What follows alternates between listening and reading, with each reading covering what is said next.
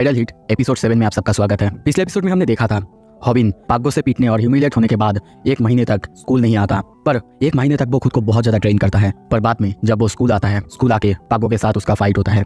अब आगे एपिसोड के शुरू में हमें आवाज सुनाई देता है हॉबिन की। वो सोच रहा है कब से मैं इतना डरने लगा, कब से मैं एक लूजर हुआ।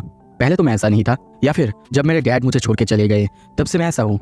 नहीं, बिल्कुल नहीं। जब पहले मैं स्कूल आता था तब मैं सबसे बात करता था, सबसे हंस के खेल के बात करता था।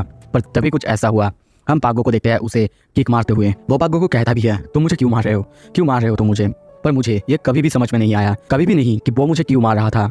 एक्चुअली ये सेंस बनाता है क्योंकि शायद उसे भी नहीं पता था कि वो मुझे क्यों मार रहा था। ये शायद वही टाइम था जब मैंने नया स्कूल स्टार्ट किया था। मैं बात करता, वो मुझे मारता, और इसीलिए शायद मैं ऐसा बन गया। लोग मेरे बारे में बुरा वाला बोलते थे।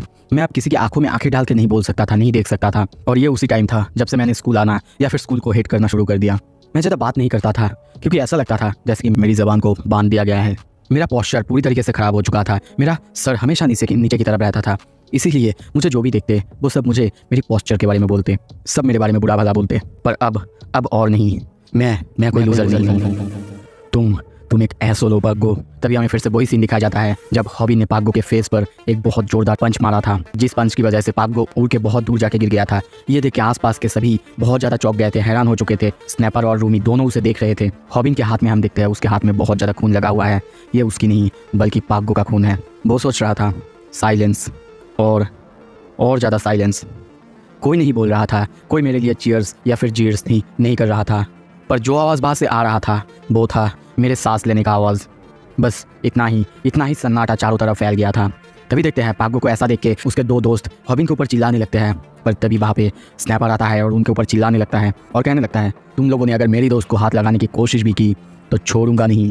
पर मन में सोचता है, मैं उसे प्रोटेक्ट करूँगा क्योंकि वो अकेला है जो मेरा दोस्त है। मुझे पता नहीं था कि वो मुझे दोस्त मानता है। पर तभी वो सामने की तरफ देखता है कि वो दोनों बहुत ज़्यादा डरे हुए हैं। उसे लगता है कि ये उसकी करतूत है। पर तभी उनके पीछे देखते हैं मियोन संग खड़ा हुआ है, जो कि बहुत ही गुस्से में उन लोगों को देख रहा था। स्नैपर कहने लगता है, इसके बाद से केयरफुल रहना, कभी मेरे सामने मत आना। बंदे के अंदर बहुत ज़्यादा कॉन्फिडेंस आ चुका है। पर हॉबिन को हम बाहर देखते हैं, वो चुप है। तभी मियोन संग कहता है, हॉबिन तुम सच में बहुत ज़्यादा कूल लग रहे थे, पर अभी रो मत। हॉबिन को हम रोते हुए देखते हैं, उसकी पूरी बॉडी काँप रहा है। वो बस रोते रोते सोच रहा है, मैं डरा हुआ नहीं हूँ, मैं अब डरता नहीं हूँ, किसी से भी डरता नहीं हूँ। I am not a fucking loser now. तभी वो कहता है चिल्ला के, वायरल हिट को सब्सक्राइब और नोटिफिकेशन बटन को दबाना मत भूलो, और ऑल्सो लाइक कर दो। पर मन में वो सोच रहा है, अभी कोई भी मुझे डिसरिस्पेक्ट मत करना। कुछ देर बाद हम फिर से हॉबिन की आवाज़ सुनते हैं। वो सोचने लगता है, उसी दिन से पाग्गो स्कूल आना बंद कर दिया। पता नहीं वो मुझसे डरता है कि नहीं। मुझे नहीं लगता कि वो मुझसे डरता है, या फिर मैंने उसे हरा दिया इसलिए नहीं।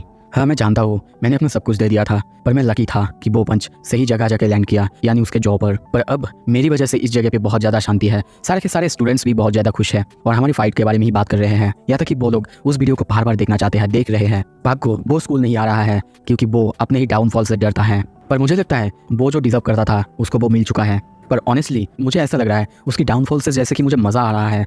पर अब मेरा चैनल बहुत ज़्यादा अप हो रहा है, मुझे ये सब कुछ अच्छा लग रहा है। यहाँ तक कि अब मेरा 1 लाख से ज़्यादा ऊपर सब्सक्राइबर्स हो चुके हैं, और उससे भी ज़्यादा अच्छा मुझे सिल्वर प्ले बटन मिल चुका है। भाई लोग मुझे कब मिलेगा? सब्सक्राइब कर दो यार, क्योंकि ये एनीमे तो फोड़ने वाला है। और कुछ देर बाद हम हॉबिन को देखते हैं, वो अपने सारे सब्सक्राइबर्स के सामने झुक के उनसे थैंक यू कह रहा है। ये देख के सब बहुत ज़्यादा खुश होते हैं। वो सोचता है मेरे पास अभी 1,50,000 से ज़्यादा सब्सक्राइबर्स है, मुझे उनको खुश करना होगा। तभी देखते हैं वो उनको खुश करने के लिए एक अजीब तरीका या फिर थैंक यू कहने का एक अजीब तरीका निकाल लेता है। कुछ देर बाद देखते हैं वो अपने मॉम के लिए बहुत ही खूबसूरत और बहुत ही महंगा जैकेट को लाया था। पर वो कहती है, तुम्हें इतना महंगा जैकेट लाने की क्या ज़रूरत थी? तुम इसे किसी और जगह पे काम में ला सकते थे। पर वो कहता है, मॉम ये बहुत ज़्यादा चीप है।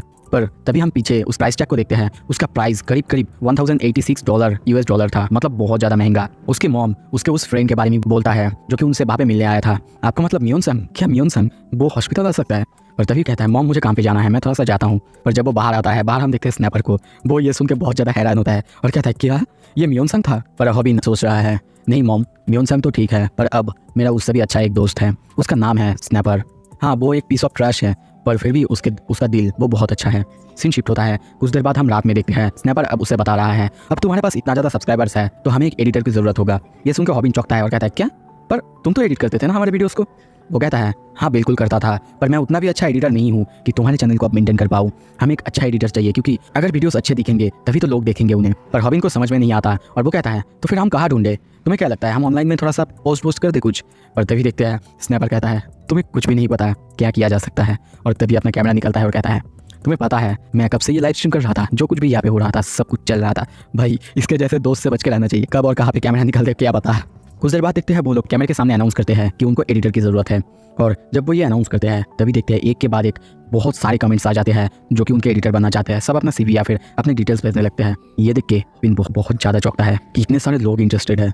पर स्नैपर उसे समझाता है कि इनमें से कोई भी इतना अच्छा नहीं है कि एडिटर बन सके, क्योंकि सबका कमेंट्स अजीब है, सब बस अपने बारे में ही बताते हैं। तभी हॉबिन कहता है क्या तुम में से किसी के पास भी कोई एडिटिंग एक्सपीरियंस है? तभी उसके ये कहते ही एक कमेंट आता है एक्चुअली मैं एडिटिंग में बहुत अच्छा हूँ। और तभी देखते हैं ये वही बंदा था जो हमेशा से हॉबिन की वीडियोस पर कमेंट करता है। उसे देख के सारे कमेंटेटर्स यानी सारे सब्सक्राइबर्स अजीब अजीब रिएक्ट करने लगते हैं। हॉबिन सोचता है अरे ये तो वही है ना जो मेरे वीडियो से कमेंट करता है। पर स्नैपर बिल्कुल खुश नहीं था। वो हॉबिन से कहने की कोशिश भी करता है, पर हॉबिन कहता है अगर वो कर सकता है हमें शायद उसका एक इंटरव्यू ले लेना चाहिए। सीन शिफ्ट होता है हॉबिन के स्कूल में। अगले दिन देखते हैं स्नैपर और हॉबिन उसी बंदे के बारे में बात कर रहे थे जिसका वो इंटरव्यू लेना चाहता था। स्नैपर पूछता भी है, तभी हॉबिन कहता है हाँ मैंने ढूंढ तो लिया है पर एक प्रॉब्लम है, उसका आईडी कुछ ओल्ड फैशन जैसा है। स्नैपर ये देखते ही कहता है उसको ब्लॉक कर दो, मुझे नहीं लगता कि उसका इंटरव्यू लेना चाहिए। पर हॉबिन कहता है देखो मैंने उसे बुला तो लिया है, एक बार इंटरव्यू ले लेते हैं। और इसी बारे में दोनों बहस करने लगता है। पर तभी वहाँ से आवाज़ आता है ए डंगाबीट। ये आवाज़ सुनते ही वो लोग वहाँ पे देखते हैं। सब लोग वहाँ पे देखते हुए बहुत ज़्यादा चौंके हुए हैं। पर वो कहता है तुम यंगिस आखिर क्या कर रहे हो? और यहाँ पे हमें बहुत सुंदर सी लड़की को देखते हैं जो कि स्माइल करते हुए उनकी तरफ आ रहा था।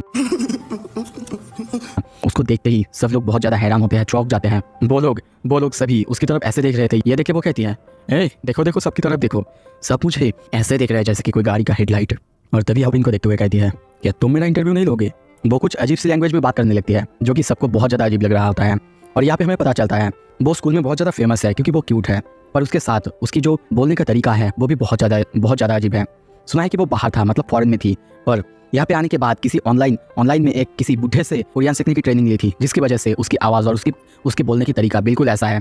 और तभी देखते हैं वो वैसे ही बात करने लगती है जैसे कि एक बूढ़े आदमी करता है। और ये देख के सब सोचने लगते हैं हाँ पर वो तब क्यूट नहीं होती जब वो अपना मुंह खोलती है। स्नैपर कहता है क्या तुम वही हो जो कि एक क्रैंकी ओल्ड गाय जैसा बात करता है, बुढ़े आदमी जैसा बात करता है?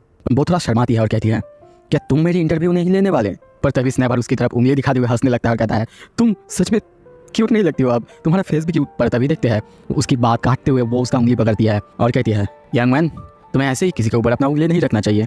उसकी आवाज़ बहुत अजीब तो है पर उसका क्यूटनेस देख के हमारा स्नैपर पूरी तरह से पिघल जाता है। और बिल्कुल वो स्नैपर जैसा ही अपना ही एक इमेजिन दुनिया में चला जाता है जहाँ पे उसकी शादी हो चुका है। और किससे? हाँ बिल्कुल इसी लड़की से। वो उसको वेलकम करती है। उनका एक कुत्ता भी वो इमेजिन करता है। पर कुछ देर बाद वही कुत्ता उसको बोलने लगता है उठ जा यू फकिंग क्रीप। वो फिर से कहती है क्या तुम लोग मेरे इंटरव्यू नहीं लोगे? उसकी आवाज़ सुन के स्नैपर अब थोड़ा सा जागता है और कहता है ठीक है कहाँ थे हम? हॉबिन पूछता है क्या तुमने मुझे कहा था ना कि तुमने हमारी कुछ वीडियोस को एडिट किया है तो थोड़ा सा दिखाओ मुझे। कुछ देर बाद देखते हैं वो हॉबिन के पास आके हॉबिन को अपना एडिट दिखाने लगती है। उसकी इंट्रो बहुत अच्छा था, ये हॉबिन को भी पसंद आता है। तभी वो स्नैपर से पूछता है, पर स्नैपर तो ऑलरेडी उसके प्यार में गिर चुका है और वो उसे लेने के लिए बिल्कुल तैयार है। पर हॉबिन को अभी भी थोड़ा थोड़ा शक है, तो इसीलिए वो और ज़्यादा देखना चाहता है। और तभी देखते हैं वो उसका और एक एडिट दिखाती है जहाँ पे वो उसकी प्राइवेट पार्ट जहाँ पे दिख रहा था, मतलब जब पागू उसे मार रहा था और म्योन संग ने उसे उठाया था, तब उस जगह को भी बहुत अच्छे से एडिट किया है। इसी बारे में बोलने लगती है, यहाँ तक कि वो वहाँ पे उसका जो कुछ भी दिख रहा था उन सबको भी अच्छे से एडिट किया है। हॉबिन ये देख के बहुत ज़्यादा चौंकता है और शर्माते हुए कहता है हाँ मैंने तुम्हें रख लिया चलो। अच्छा पर मुझे तुम ये बताओ, तुम इतने अच्छे एडिटर हो, बहुत से लोगों के लिए, बहुत से यूट्यूबर्स के लिए तुम काम कर सकती हो, फिर तुम मेरे साथ काम क्यों करना चाहती हो? ये सुन के वो थोड़ा सा स्माइल करती है। तभी हम पास में देखते हैं जब हॉबिन पागो से पहली बार लड़ रहा था वो वहीं से जा रही थी। पहले तो वो इसे इग्नोर करके जाने वाली थी, पर बाद में वो जब वहाँ पे देखती है वो थोड़ा सा इम्प्रेस होती है हॉबिन के अपीयरेंस को देख के। और तब से ही वो हॉबिन से बहुत ज़्यादा इम्प्रेस थी। हॉबिन के हर एक वीडियोस पे वो कमेंट करा करती थी। आई होप कि वो अपने मन में हॉबिन को लाइक करती है, पर वो उसे नहीं बताती है। अपना हाथ बढ़ाती है और कहती है आई होप कि हम एक बहुत अच्छी टीम बनेंगे। पर हॉबिन उससे हाथ मिला था, उससे पहले स्नैपर उससे हाथ मिला था और कहता है बिल्कुल हम बनेंगे। कुछ देर बाद देखते हैं वो तीनों मिलकर अपने यूट्यूब चैनल पे ये पोस्ट डालते हैं कि उन्होंने एक एडिटर को हायर कर लिया है। और यही पोस्ट हम भूमि को देखते हैं, वो देख रही थी। वो बहुत सैड है और सोचने लगती है, तो वो अपने यूट्यूब चैनल पर वीडियोस भी अपलोड कर रहा है। कुछ देर बाद देखते हैं उसे रास्ते से जाते हुए, पर उसके मन में बस हॉबिन की बात। वो सोच रही है आई गेस वो मुझसे बात नहीं करना चाहता, पर आई विश कि वो मेरी कॉल्स एक बार उठा ले और तभी जब बाहर से जा रही थी वो देखती है एक जगह पे बहुत ज़्यादा भीड़, वहाँ पे किसी का लड़ाई हुआ है। जब वहाँ पे जाके देखती है एक बंदा चेयर पे अकेला बैठा हुआ है, बहुत से लोगों को उसने पीट दिया है गेम खेलने के लिए। पर तभी पीछे से एक बंदा आके उसे गाली देने लगता है और बाहर से हटने के लिए कहता है। उसकी गाली और उसके ऊपर थोड़ा सा हाथ उठाने की वजह से वो हार जाता है और पीछे देखते हुए मुड़ते हुए कहता है, क्या तुम्हारे पास 501 होगा? कुछ देर बाद हम देखते हैं स्नैपर हॉबिन को बता रहा था। इसका नाम है ताइहोन सियोंग, 18 साल का है, गैंगबुक हाई से। वो एक मैक्स एफसी का पार्ट था पर उसको बाहर से निकाल दिया